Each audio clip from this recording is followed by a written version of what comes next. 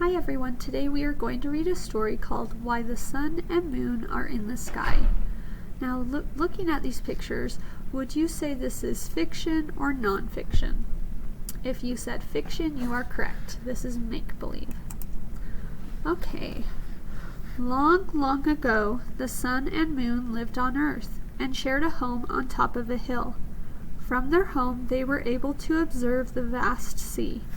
Every morning and evening, the sun and moon left their home to visit their good friend, the sea and her family.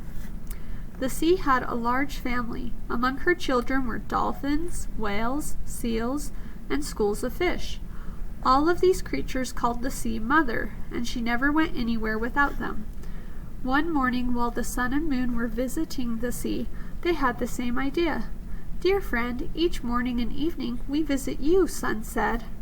"Yes," added Moon. "Now we would like to invite you to our home. Will you come to visit us?" Okay.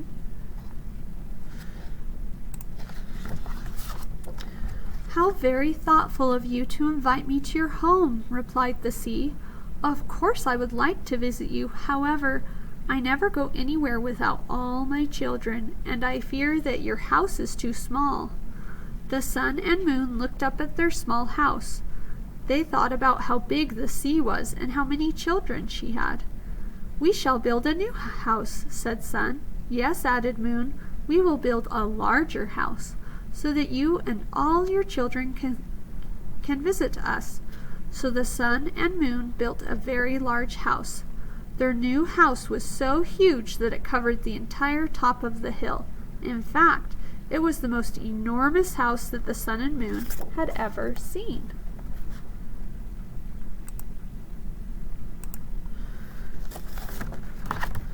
As soon as their house was completed, the sun and moon went to the sea.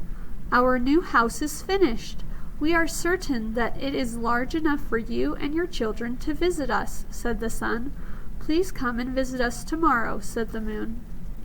The next day, the sea and her entire family arrived at the sun and moon's new house. The sea asked, "May we come in?"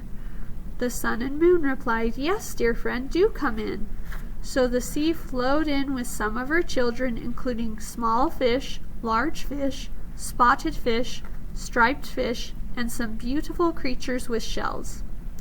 Soon the floor was covered with nearly 2 feet of water, and the sun and moon were standing on top of a table. As the sea kept flowing in with more creatures, she asked the sun and moon, "Should we continue to come in?" And the sun and moon replied, "Yes, dear friend, do come in."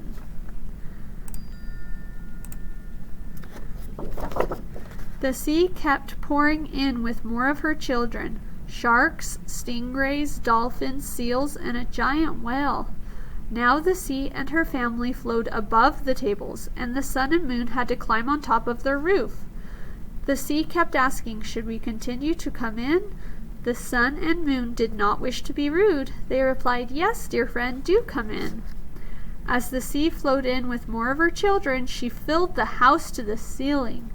The sun and moon had nowhere else to climb. Their whole house was underwater. So they flew up